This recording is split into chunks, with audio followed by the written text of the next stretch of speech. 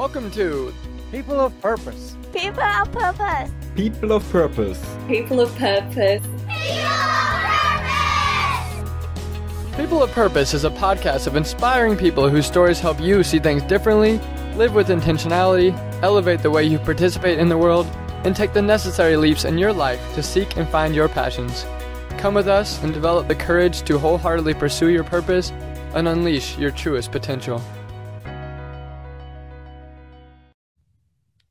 Hello, Nathan Brooks, and welcome to People of Purpose podcast. Wonderful to see your smiling face on the show today. Tanner, what a pleasure, man. I took a brief moment looking through the guests and the topics and stuff of what your podcast have been doing, and I just love the intentionality and the positivity and purpose, to use the word. So yeah, I'm pumped, man. I'm looking forward to the conversation. Cool. Thank you very much. I've been looking at what you've been doing for about 6 months now. You have basically the largest real estate meetup in Kansas City, which is where I have moved to. You do real estate. You're an entrepreneur. You own a very fast growing, large real estate company. And I hope to be in those shoes in the future. And it's been really cool to kind of get this mentorship through your Facebook group and through just kind of seeing you grow in front of me. Being on the same cover as like Grant Cardone and things of this nature. I imagine that's pretty humbling. And for me, I feel humbled to get to meet you today in this sort of setting. I'm really excited for our conversation. Yeah, I'm excited for it too. And just so people should know, I literally was like, hey, I'm recording a podcast. I'd love to just jump on another one. Tanner was like, dude, let's do this. And I'm like, absolutely, let's do this. So, I take it as much of an honor to be on yours and your time as it is for me.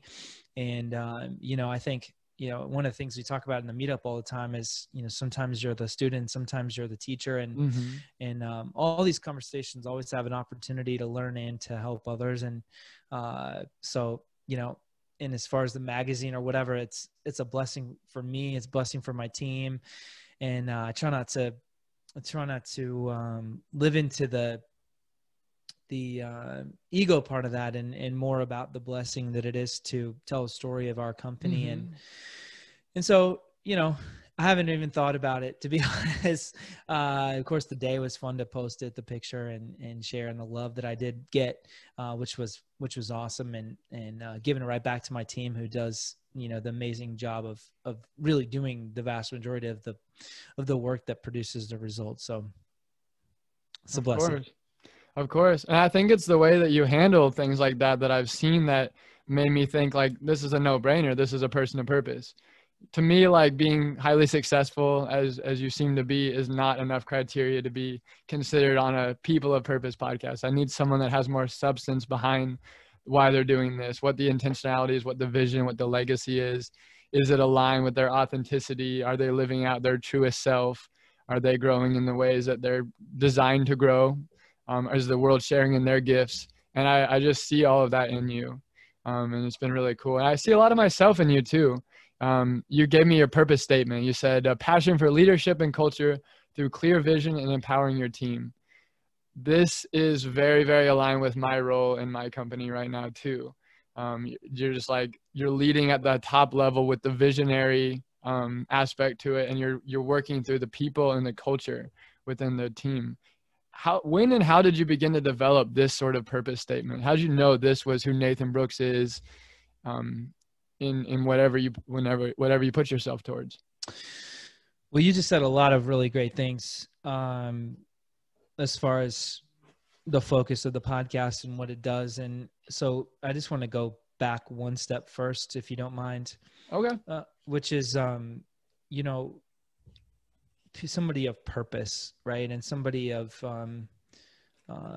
depth or character or whatever that might be. And, I'm not perfect. I screw up a lot. I have a lot of ideas. I tell my team all the time too. I'm like, when people come on board, it might be a little more colorful language than I would use here on a podcast, but you're going to screw stuff up. I'm going to screw stuff up. Some days you are going to need to give me grace, and some days I'm going to need to give you grace. And if we work in our core values of leadership, integrity, generosity, and drive, and we operate truly with integrity with each other's best interest and solve the actual problems, then we will get to the solutions that are the most important. And I tell my team all the time, so to the point of, being successful or whatever that might look like. And clearly there's financial and emotional and people and, family rewards that come with whatever those definitions of success are. But I tell my team, I expect of myself to earn my seat every day, just as I expect you to earn your seat. And we routinely hear from our staff that our business has a culture unlike most, because we are serious about that, and culture comes from the top. And so if I don't set it, then nobody else is going to set it in the same way, or it will become whatever everybody else sees it, and not aligning within that culture. So all that to say, I love exactly what you're saying. And as a visionary, it is hard to overstate what your influence is on other people. And as that grows, it's magnified. And so it's just this tremendous responsibility and opportunity. So sorry for the long drawn out point on that, but I liked what you said. Thank you. Thank you very much. Yeah, I agree with that. Was there a point in the trajectory of becoming Nathan Brooks today that you were kind of offline from this sort of purpose statement, where you weren't really tapped into your greatest superpowers and your gifts and had this sort of wisdom that you hold now? And what was that transition into purpose like for you? Whew. I think it's one of those things when I'm not a very good rememberer of like details and stories or anything for that matter, Tanner, but to hone in on the superpower word, that's what I wrote down. I think for a long time, I knew I had a superpower of creativity. So I played music professionally for a long time. I was in the church world. I was in the bar, secular, world, and got to play with some amazing people. And I mean, there's just another cultivating ground of maybe not being the best player, but how do you bring together the best possible people you can to have this experience and create this musical idea.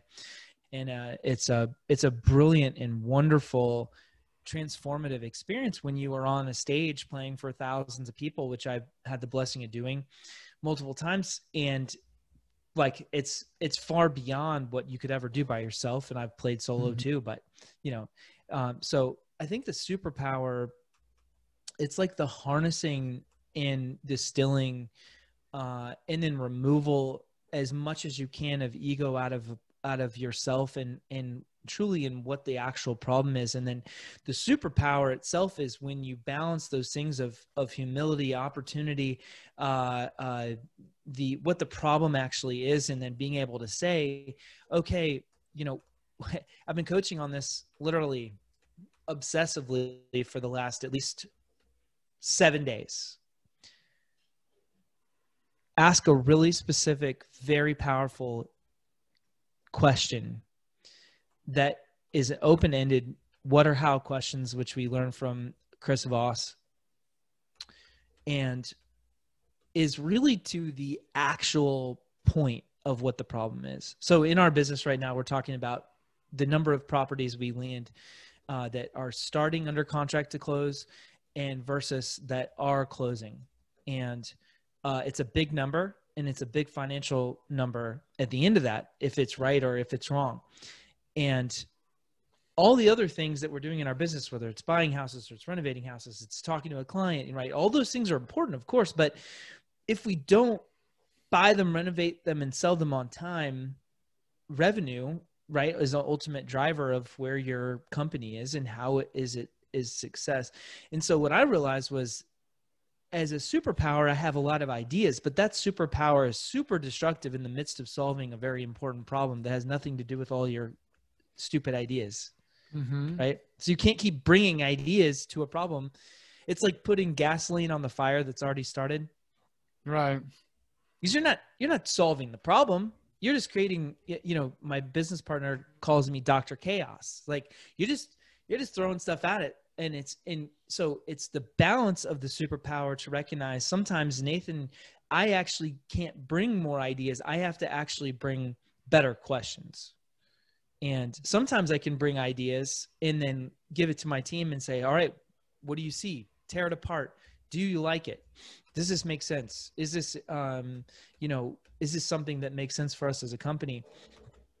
But oftentimes I find it's actually more about saying less and putting it right back at the people who we're working with on our team, who are responsible to actually figure it out. I love that. I love that. That's so true. So yeah, you asked me in your guest doc to ask you what has you fired up right now.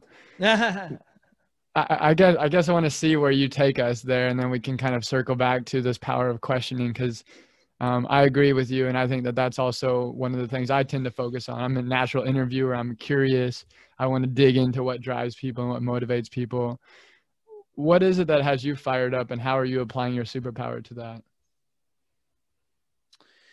I am fired up about, there's a book and a concept that I am just obsessed about right now, which is Who Not How by Dan Sullivan. And all of a sudden and it wasn't like it wasn't something that I was already thinking about, but just like the book Traction brought language or jargon or intersection of ideas with actual language that gave me a way to talk about a problem. Incredible book. Yeah. Oh, so good. And Rocket Fuel too, that goes with that integrity or integrator and visionary personality, but and how they intersect. But for me, when I started thinking about the who, not how, it's like, okay, every time we will naturally intersect, or, I'm a dad, I have a 9 and 6-year-old, soon to be 10, 7-year-old, or my wife says something like, and I go to problem solve mode, and that is the how, right? And instead the who. And if you think about the same thing in your business or whatever is coming up, where we automatically have this just systematic desire to put ourselves right back in the middle of solving the problem, instead of saying, and this is back to the superpower question too, by the way, which is why I was so fired up when you asked that one, because it's like, all right, well, your superpower, Nathan, is I'm not the smartest guy by any means, but my EQ is high, right? I have that emotional intelligence that I've been working on or cultivating on. And so I, if I am at my best, do a good job listening. And so I started listening to the conversations we're having, and I'm like, wait, we just spent an hour on some dumb question that didn't solve the problem, that didn't help in leadership, that didn't help resolve an issue, and I am stuck in the middle of it. And who put myself there? Me. And so all of a sudden, this recognition that there are just a few questions, a few really, really excellent, wonderful, meaty, detailed, or really big questions that are separating whatever you are doing right now and the things that your intention is of doing. Mm-hmm. And what my fear constantly is, or that balance in my mind when I'm sitting on my back porch having a cigar and a great bourbon, and I'm pondering the hell out of something, and I want to understand to the root of it, right? And I want to understand, how do I be the best leader to my team? How do I help inspire the people that we're asking to do those jobs? Are we asking the right questions to them that are producing the result? Are we putting the right inputs and the right level of data, which could be too much or not enough or the wrong things? And when I distill all those things that can kind of circle in the madness of your mind, you have to be quiet and come back to what the real problem is, and also what the vision was, which is what we started, right? Vision, people, culture, which we can totally come back to too. But I had to tell you something else beforehand. At the end of the day, the visionary, you're setting that vision, you're setting that culture, you're setting that leadership. But then as you have people or anybody else involved in your idea, you have to let it go as a part of ownership of somebody else, and then utilize and work on and figure out ways that you actually can help support them because they are working on your vision too. And don't forget that. And that it's so easy to forget that you have asked somebody else to own and love and massage and cry and bleed over something that you yourself has dreamt about. And so, again, I'm sorry with a whole long monologue, but I love this question and I love thinking about it, and bringing your authentic self and your authentic mind and your in integrity of the concept of the best of you can be, and applying it to these questions is so important to me in the context of family or business, whatever it is. I love that. If you had to train like a master class on how to ask great questions of yourself and of your team, what are like maybe 3 or 4 of those pillars or those principles of a great question? And how do you get yourself to generate those types of questions? Well, I practice it all the time. And I would say if somebody's thinking about it, the Chris Voss Never Split the Difference is a wonderful book. Great book. Yep. Another one is Tony Robbins' Unlimited Power in NLP, Neurolinguistic Patterns. It's a monster. But you can distill a really, really phenomenal question by 3 things. I've never said this in this order, but it's cementing in my mind. First of all, you literally start with what or how. It's formulated actually as a question, not as a statement question, which a lot of people do. And number 3, you shut up at the end of it. And a lot of times people will actually ask 1 or 2 or 3 or 4 or 5 questions in a question. And so I'll give you an example. Like, Tanner, I was really thinking about this one idea because I wanted to make, on the next deal we do, I was thinking about changing up the backsplash of the property. Notice I'm like great detail in the weeds. And I was looking at Home Depot and I was thinking that, well, what would it look like if we just started buying all our tile from Home Depot? Question number 2. While we are, doing the renovation. And I really love that we are buying more houses, but I was really thinking that maybe all the color schemes we should be thinking. Question number 3, right? So it becomes this like, you're not actually formulating a question at that point. You're just trying to formulate some concept out of your mouth. And so what and how question, short, succinct, important, be quiet. I'm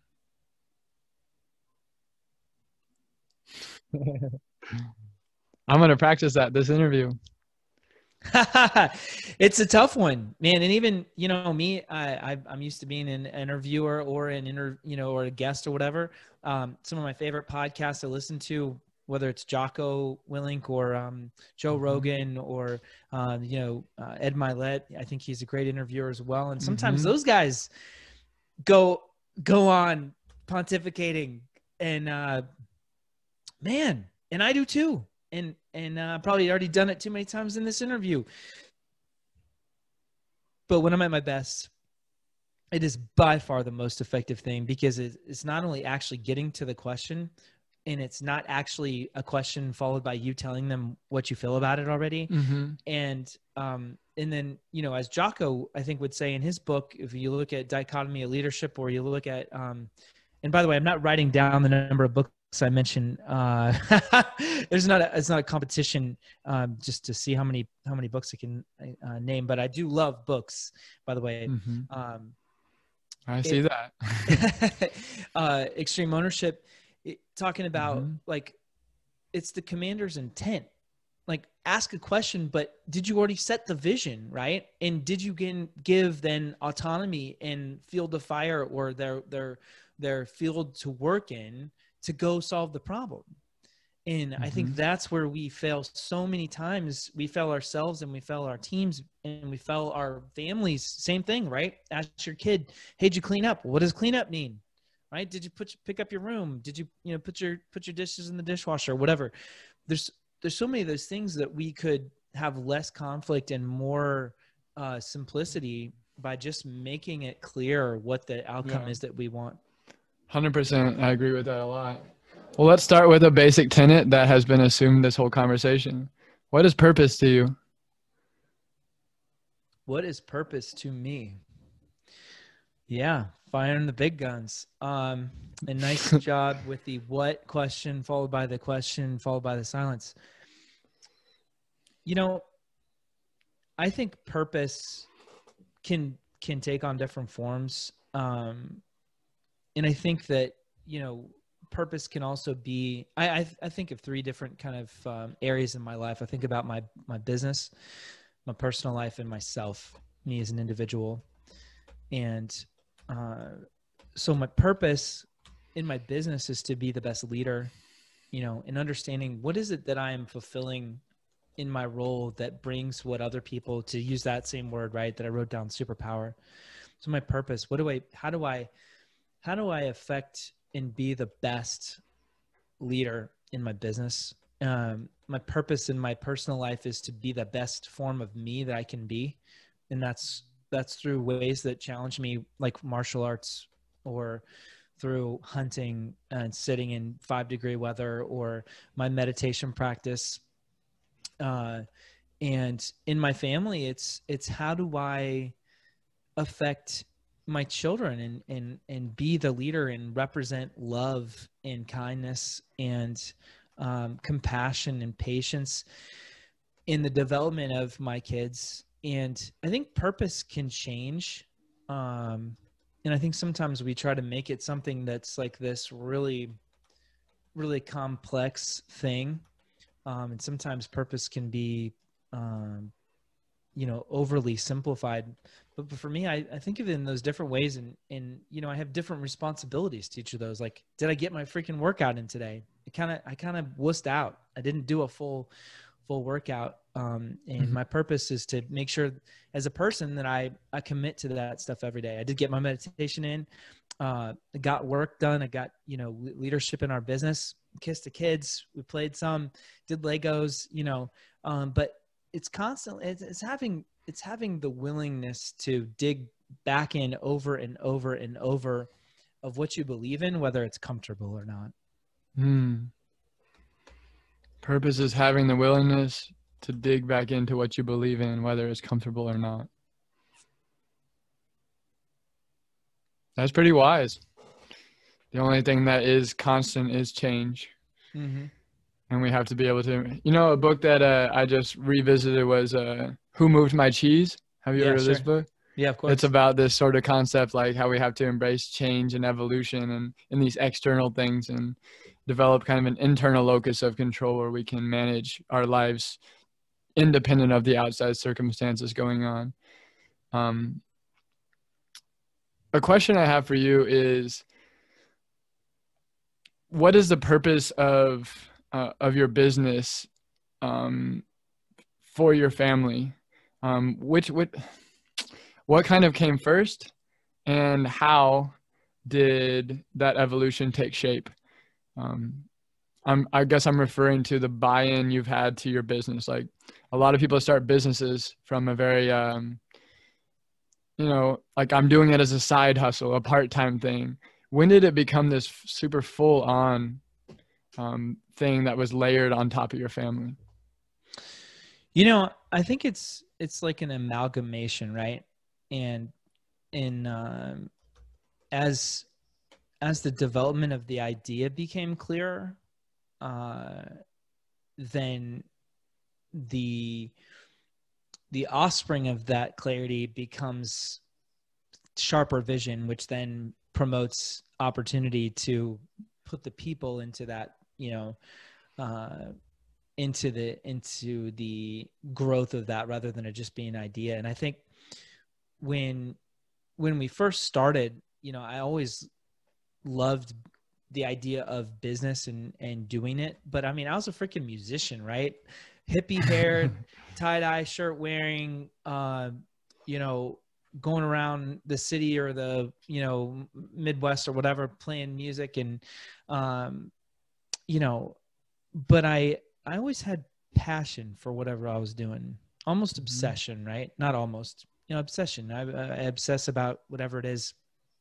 And so if I'm doing it, I'm all in. And I don't like small ideas. I don't like small goals. I don't want to buy one house. It sounds boring, right? I want to buy hundreds and hundreds, thousands of houses. And then, the other cool part is the attraction of something that is exciting to you as the visionary also then can bring the attraction of other people who are attracted to that idea. And that's where that culture and the synergy of culture and ideas and leadership and mission come together. And, I think on top of that, as I started to recognize that from a financial perspective in the music world, as much as I love doing it, I wasn't going to be John Mayer. I wasn't going to be Taylor Swift. I wasn't going to be, whatever country or rapper, whatever. I wasn't going to be those guys. And or I wasn't willing to go and pursue it in the same way because I loved it for my soul. I didn't necessarily love it to make a living every day with it. Mm-hmm. And so all of a sudden you could start seeing like, all right, well, this can actually produce my wife being able to come home from work. And I remember my children being born in that 6-week mark or 8-week mark or whatever it is. And my wife is in tears and going to work, some crappy job that she didn't like. And I'm not saying people with jobs, that I don't want people to misconstrue, because we have people who work for our company, right? Yep. But it's an alignment of what you like in your purpose or passion or whatever you want to say, in an alignment with the core values and doing something that you enjoy doing. And I deeply hope that everybody on our team would say that they do enjoy. And some days suck, right?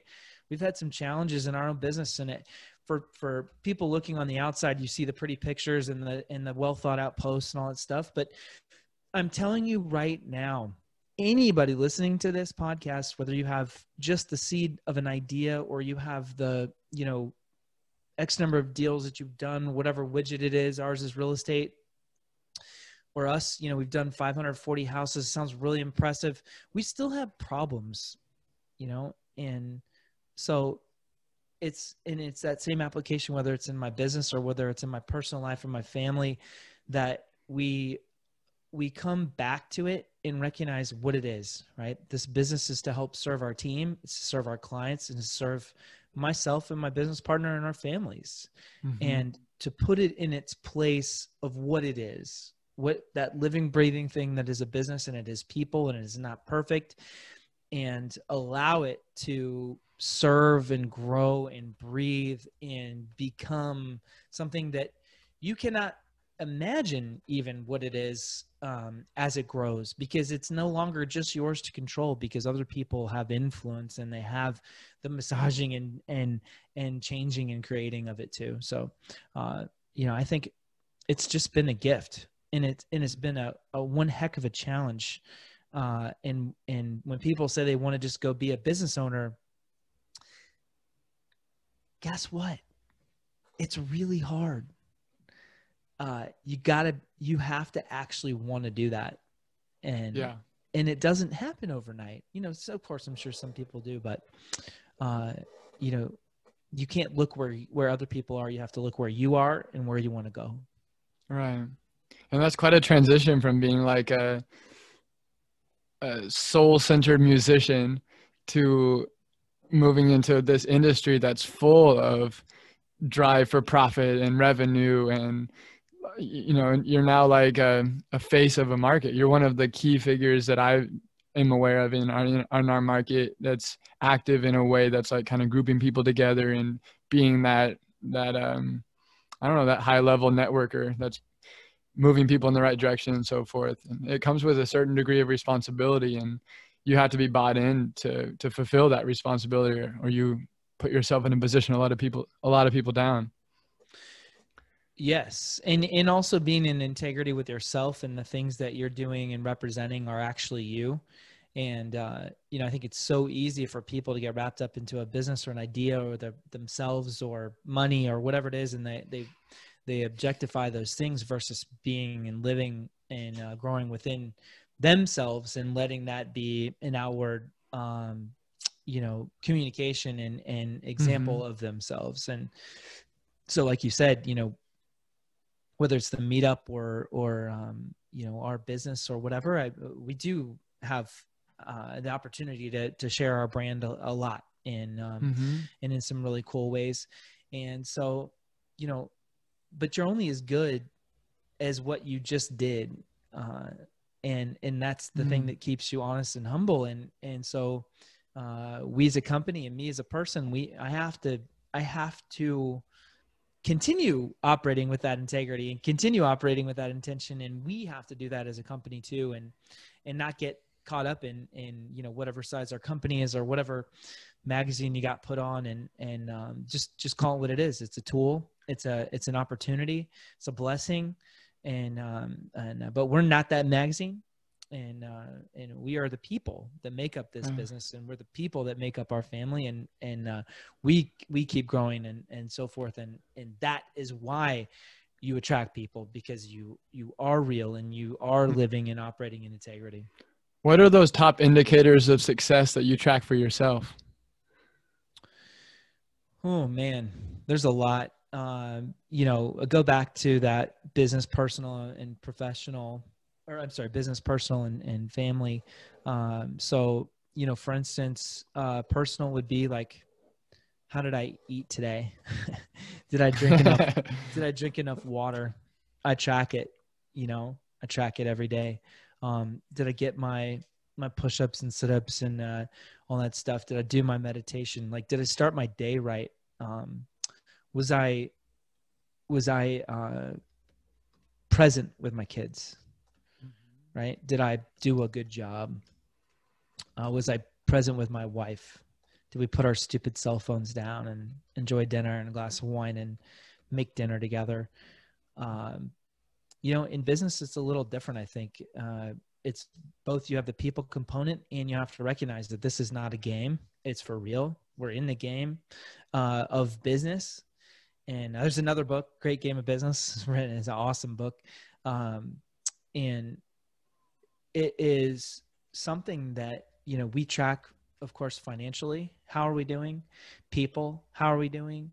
And, you know, so there's so many things, and I could get into so much detail, whether it's in our construction department or acquisitions department. And, you know, we have every data point to follow through in the business side of things.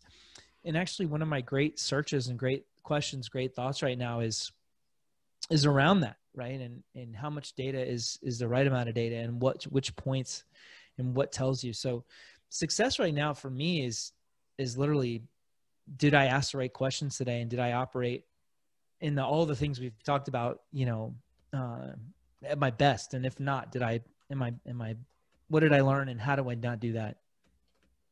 Yeah, I love that. Yeah, and I hope to learn over the course of the next several months or years together, if we can continue a relationship. I want to learn more about those things to track in a business and so forth. But yeah, the ethos of my question was around you personally. What do you see as those highly important lever points that you need to be touching on? And yeah, you're talking about your health. You're talking about your present momentness with your family, starting things off right, bringing in enough financial. It's good. Sorry to interrupt you. And also say, you know, from the vision, personal vision. So this year I set off to save this much or pay this much down in debt, or in our business, we were going to acquire this many properties. We were going to produce this, you know, getting back, you know, it's so easy to get stuck in the weeds on the day-to-day of what's happening or what are we doing.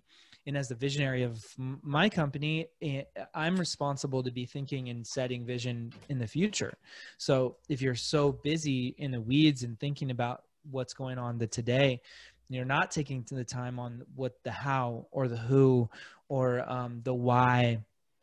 What is 2021? What is 2022? What is 5 years? What does it look like to replace me? What does it look like to have an organization that's twice as big? What does it look like to be in 10 markets versus 1 or 2 or 3? do I want to do that? And is that good for us as a company? What is the right size? And so, there's so many things that are one question that leads you down a different road. And so we got to we got to be so dialed in on our questions, and then so clear on our vision and execution. Do you like to ask these questions with yourself, or do you like to have some trusted thought partners to ask this with? Who do you ask these questions to? What sorts of questions do you ask the different people? What does your journaling practice look like? Take this however you would like. It's like 5 questions, bro. So I love thinking about it. I think about this constantly. I'm constantly listening to podcasts, constantly reading books. I am on and off on my journal practice. I probably go like 6 to 9 months on and a couple months off. I'm kind of in the off right now, not consistent. It's in my bag. But that's the honest truth. Not struggling a little bit in that. But I have years of journaling now, probably 4, 5, 6 years of journaling. So when I'm at my best, I'm up. I'm not an early riser by any means. I'm not like the 4:30, 5 o'clock Jocko guy. I'm 6:37. I'm up, do a little reading, a little meditation, a little workout, think about my day. I got some things I have a 4x8 whiteboard in my office. I ponder, think about. So one half of the side is for working, that's in the weeds, and one half the side's for thinking, vision, bigger picture. Wow.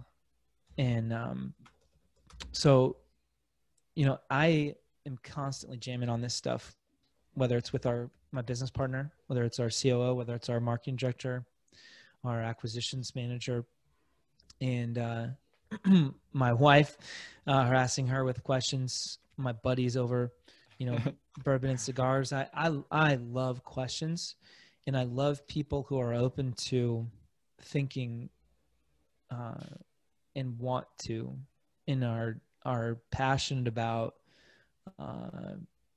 not just themselves. And we've all been stuck in those conversations where people just constantly talk about themselves over and over and ad nauseum. And, it's both a self-esteem problem and it's also a communication problem. And so, I desire to learn constantly because it's just going to make me better. It's going to make my team better. And, where can I continually remove myself out of the middle of that who, not how question, and who on our team can we help that does a better job than me, where then I can, set more vision or spend more time with my family or whatever it might be. And have the purposefulness of asking great questions, listening, and having people that surround you that provide honest and incredible feedback and responses. I absolutely love that. Thank you for that intelligent wisdom. I want to add that whiteboard to my room. I think that's important. And I like how you split it in half. Switching gears totally. You do MMA. This makes you unique. There's not many people that are transition from street musician to real estate investor to MMA fighter. What's it like to get into a fist fight in a cage in front of a few thousand people? Why do you do that? Oh man. It's one of those things of facing your fear. And a couple of years ago, I'd never been really in a fight in my life. Through elementary school, middle school, high school, I was on and off, bullied on and off, and had uncomfortable experiences, but didn't kind of solve the problem. And so as a grown man, you have kids, you have a wife, or, as a person, you have people you feel responsible for, whoever that might be. And, man, I felt kind of like a liar, that I felt like I was compelled to be somebody who's protective of my family, but I didn't really know or understand what that meant. And so I kept hearing about jiu-jitsu on a couple of podcasts, Tim Ferriss' podcast, Joe Rogan, Jocko, Joshua Waitskin. And so I started, went for a couple of jiu-jitsu classes and met my coach, who was this chiseled dude.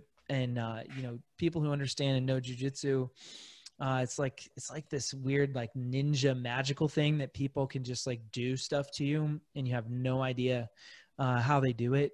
And man, I was hooked. And so I started training with him one-on-one, as well as coming to class. And then I started going to kickboxing class, and eventually I was like, man, I can't put all this work in training and not just do it. And so training's hard, and it takes a while, 6 to 12 months if you're doing jiu-jitsu or whatever, just to like start really getting what you're doing and how it works. And I'm not by any means really good either, to be clear. I go to an amazing gym in Lee Summit, Glory MMA. I have a bunch of MMA fighters that are in the UFC, and top level pros, top level amateurs. That's best gym in the Midwest.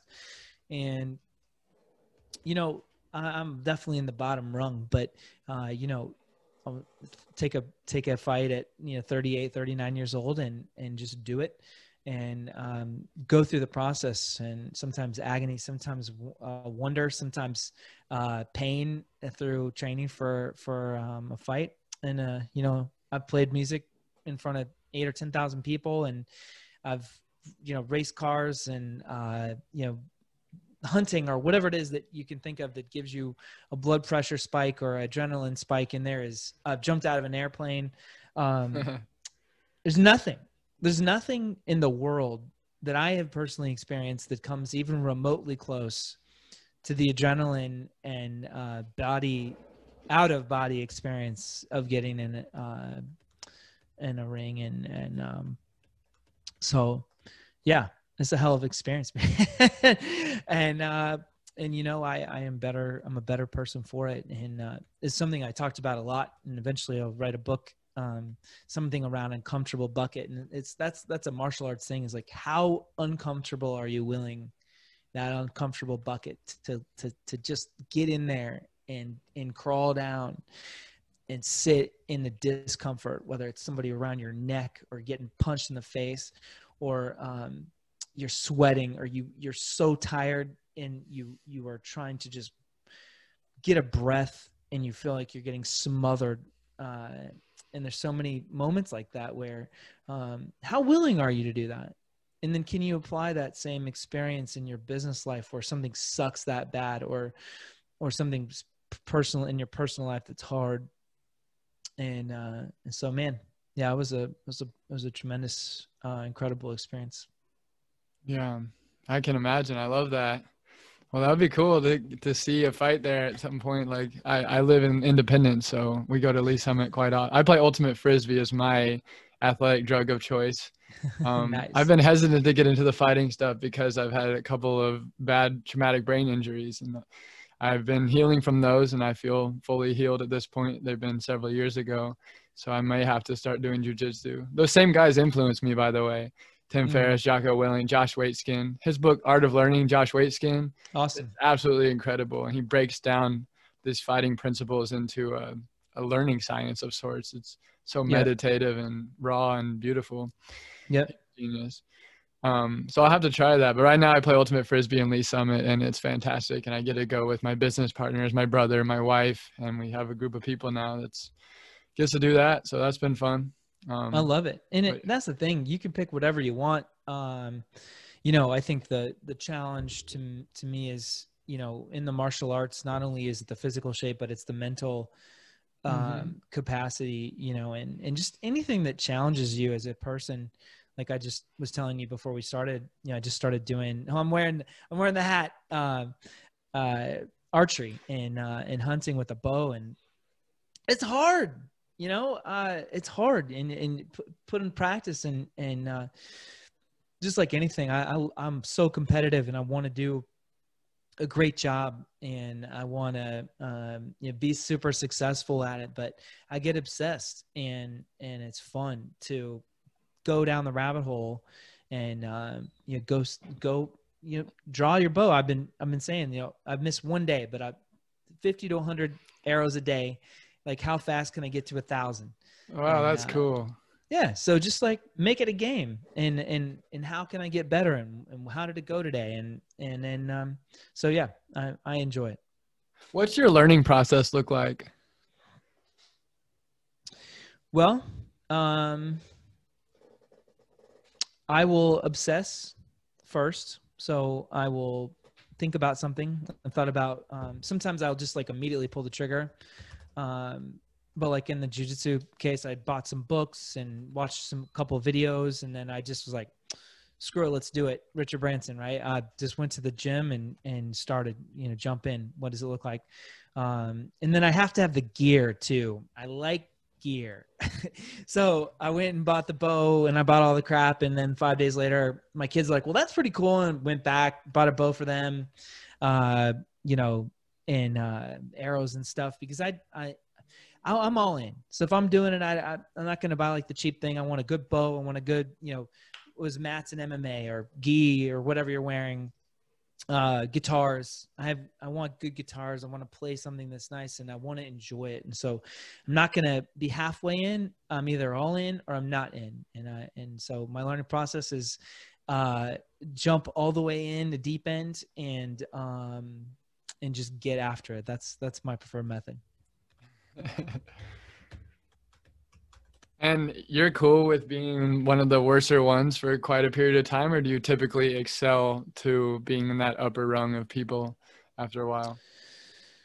Man, it just depends. In the MMA world, man, I was getting to train regularly with professional fighters, and there were some things I was doing that was, successful, but certainly, no way even close to competitive in that way. In the music world, I think I was a better band leader than player, and, songwriting's tough, but I enjoyed doing it. And I still obsessed and take that same practice and same obsession at that problem. In the business world, what was cool in the real estate world is specifically is I could take a lot of those lessons that I learned in literally MySpace, or what was the marketing like into Facebook, and into what the pictures look like, and what is the story we're telling. And this is all that culture and vision stuff we talked about at the beginning that but I got to learn in all those months and years. I worked at Best Buy wearing the Best Buy blues and selling appliances to unsuspecting people, where I was getting trained like an animal, a beast. Every, once a month, Saturday, they'd have those Saturday training meetings, which I hated and I didn't like. And all of a sudden you get to learn that, oh, guess what? They're turning you into a sales animal, Nathan, but you just don't know it, because all it is you're up earlier than what you had to, and you get paid another, $10 or whatever it is to sit there and do 101 role playing about buying a stupid dishwasher. That sounds terrible. But all of that to say is that now all of a sudden I get to use all those tools as a musician, and the listening, and what does the podcast look like, and what's the setting of my, lighting, and what is the visual of my company, and how do we tell the story, and all that stuff.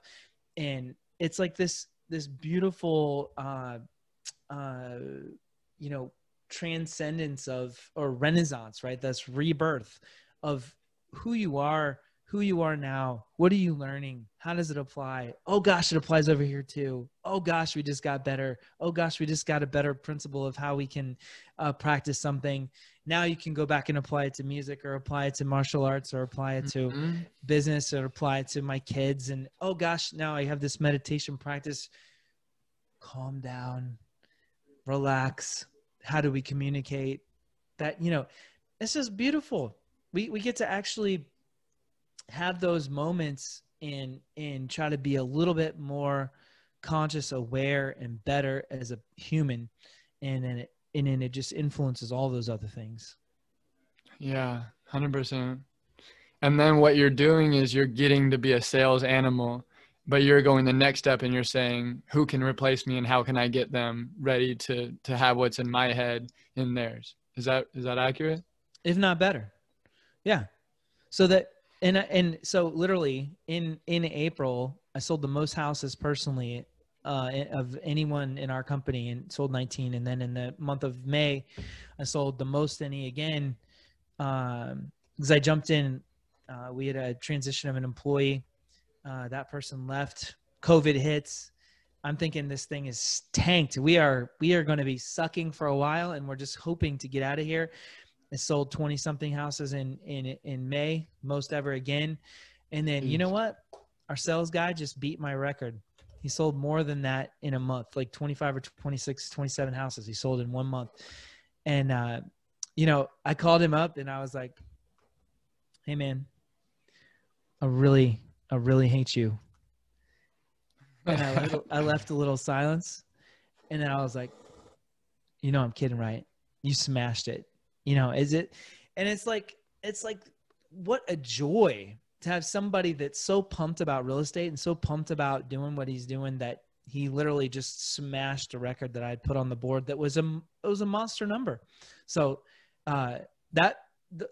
seeing other people successful makes me as much or more joyful than me, you know, doing it myself, because it means that you were able to there's a multiplying effect of that when someone else is doing it. Right. So when you have to work in your business, is that your role, is coming and doing that disposition side sales of your properties? You know, I earlier on, like 2-3 years ago, I was kind of involved in that. It was really kind of one of those, gosh, what are we going to do? Just hoping that the COVID situation, you know, we had 6 contracts go out of contract in about the same as many days.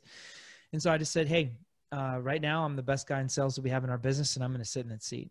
But as soon as we could practically solve that, I was back out, because it's not, my gift is not to sit in that seat. My gift is to make sure that we are asking the best questions and putting the right people who are also asking the best questions to do the job. And so, you know, and I told my partner, 2021, if we are not asking the question that is on the business and we're stuck in the business, then we need to be asking who are we not talking about, of helping empower them to solve that problem, so we are directly back out and on the business. And so that's my 2021 session, man. And that's what I'm thinking about. And again, that is a gift to our team, and it's a gift to the problem we're solving as a company, because the more time I can spend on the business, the better as a business we're going to be. Yeah, 100%. So I'm assuming your partner is the integrator in your business?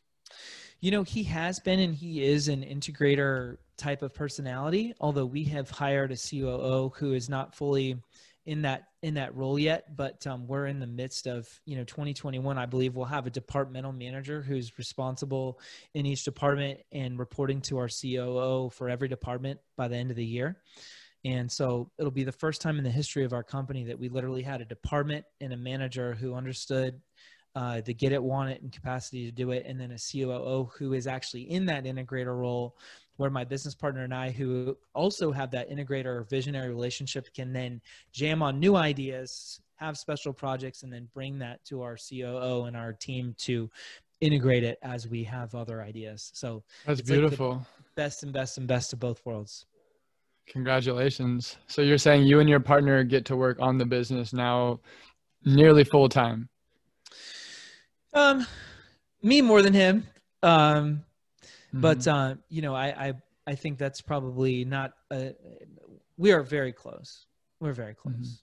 In every day, every conversation, every question is all about that. What's the backstory to how you guys committed to each other in this way, you and your business partner? Oh man, it's like training. It's like martial arts. You know, relationships, just like any relationship, it's really easy to be in relationship when things are good. The wine's good, the food's good, music's great, the weather's nice. You know, you're dancing, you're doing your thing. How about when it sucks? When something goes wrong, when a deal goes sour, when you lose some money, when you have a big problem in your business, or you have some issue. And so, you know, it's back to that uncomfortable bucket. We have forged an incredible relationship on time and experience, which are the two things you cannot buy. And we have forged it over time and over conversations that were wonderful and ideas that were wonderful and time together, cocktails and being a mastermind, or awful calls that were nasty problems, and or awful conversations over somebody who's in our staff or a client that we're working with, or a lawsuit. That is the forging of a relationship that it can only be forged by that time and experience. And so, and we got lucky. We just got lucky. Very cool. Very cool. How about your wife and your family? How did this come into the equation? Were you living aligned to your purpose when you met your wife, and was the vision to start a family, or was that kind of after you figured out your business and yourself first? I had always wanted to be a dad. I was fired up about kids. I met my wife going to meet a different girl, and really? Yep.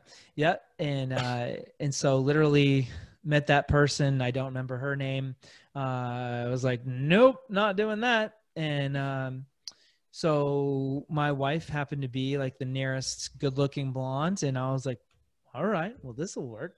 And so I left the bar. We had a fun evening and meeting friends and hanging out and chemistry. And I literally forget her name.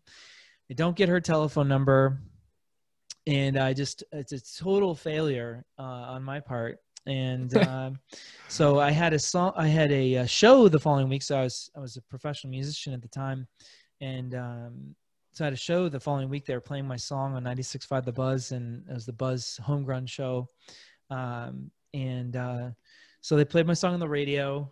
She was working full time at that time as a teacher. So Sunday night, she comes out to the show, and I've very unsuccessfully, without putting my foot in my mouth, getting her name and her telephone number, and man, it was game on.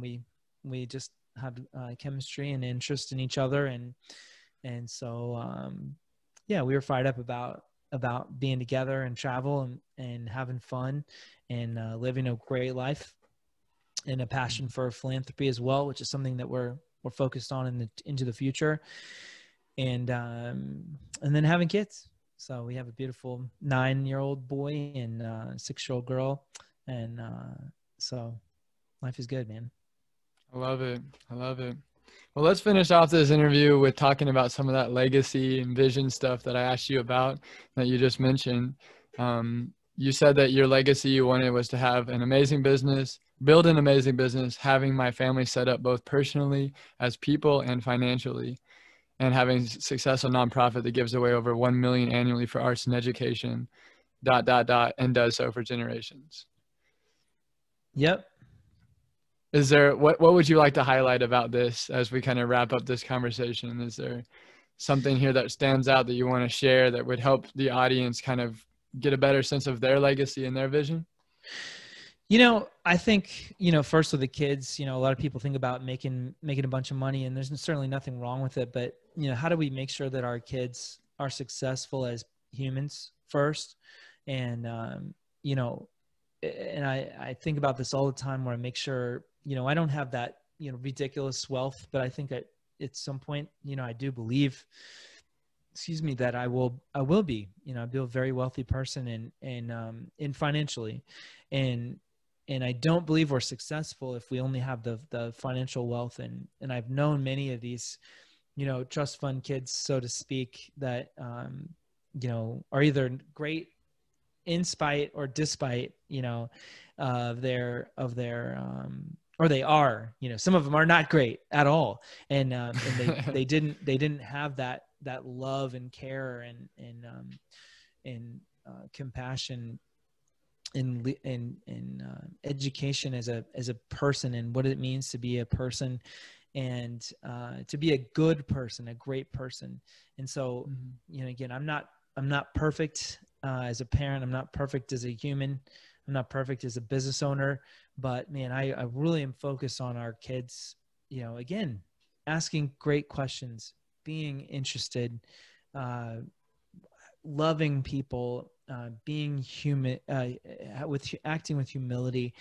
And so, if you can synthesize both being a well-rounded, great human being who is interested in constantly learning and getting better, and that you have a financial wherewithal, education, and capacity, then you really have forged something that is powerful, both with ideas, opportunity, and the ability to do it. I love it. I love it. And what's the deal with wanting to give $1 million to arts and education? Why are those the avenues you want to give your money to?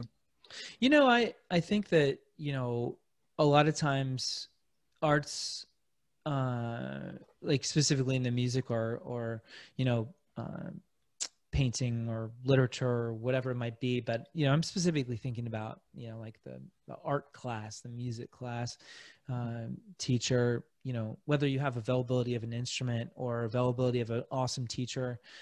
Those things are so critical, and it's such a cool way to learn, much like being on a sports team, because you both have to practice in your individual position, but then you also have to be operating in that band or in that orchestra as a player and on a team. And so, you get to learn a lifelong lesson, something you can do until you're, of old age. And there's joy and expression and feeling in music. And so to give that as a gift, where so many programs and schools, it's like less and less into that. And then, education, man, I mean, it's just critical. And I think our system sucks, and I'm frustrated with it. And I want to find ways that we have teachers who want to teach, but we have a system that is not in alignment with helping people grow as people. So, my wife, we homeschool our kids, and she taught elementary school for 15 years, 3 undergrads and a master's of technology and education. And it's ridiculous. We have such a desire and such a culture as in the United States of being able to come up with these ideas, but we have fundamental flaws in our approach to that education. And so, how could we create schools or trade schools or opportunities for people who want to do better but simply need help? And so, those with responsibility have great responsibility, and those are resources. We have great responsibility. And so, why not put a big fat number that's a great goal, $1 million, and do it in a way that your family for generations can make an impact, because they're not going to remember me, but that money, that resource, that vision, that culture, that opportunity to do something that actually lasts and people can generate an interest is a profoundly different thing that can absolutely carry on. So yeah, 100%. I agree with you. To me, that's also a center point to my calling. I just got a master's in education out in San Francisco in 2018. And then I moved back to Thailand and got married to my wife there. And we just moved back here. And that process it forced me into full-time entrepreneurship. It felt like I didn't need a location independent job anymore. But I really want to kind of combine this purpose, education, and real estate in a way that brings people together in more of community, that reframes the way we think about education. I agree with you. We need a whole paradigm shift. We need a value shift in what we're teaching people, how we're assessing them, how we're integrating them into the real world. People need financial skills. They need like self-empowerment skills. They need reflective thinking. They need to take a class on the power of questions, things of this nature. I want that to be an impact in my legacy as well. So it's really cool to see we align on that. Absolutely. I love it. Well, my last question for you as we sign off, if you had kind of a few shots of your favorite beverage, it sounds like maybe a bourbon, and you had an audience that was like at the edge of their seat that had just traveled, let's say they traveled 24 hours to come see you. They know your whole story. They know what you're about. They listen to this interview, all your BiggerPockets interviews, and they were there to learn from you. in particular learning about how to kind of capture their sense of purpose more and more, what question would you pose to them as you ended your speech? Mm-hmm. Yeah. How'd you help somebody? And it's like that whole go-giver mentality, where the more that you are willing to go help someone else, the more, I truly believe, it comes back, whether it's in a religious belief or in just literally, there's a selflessness in the way that you can operate. And where did you help somebody today? And what the willingness to not be about yourself, because at the end of the day, there's, all these people, and then all of this huge, us as individuals, no matter how important we feel, we're just one little tiny being on this giant, Earth, and this massive solar system of other, potential solar systems or whatever. And in the recognition of how small and insignificant the time is, but how simple and significant you can make someone else feel just by sharing some love, just by helping, just by giving, and making it, that is what is more important, I believe, than anything that we can do about ourselves. Thank you so much for sharing that. I needed to hear that right now.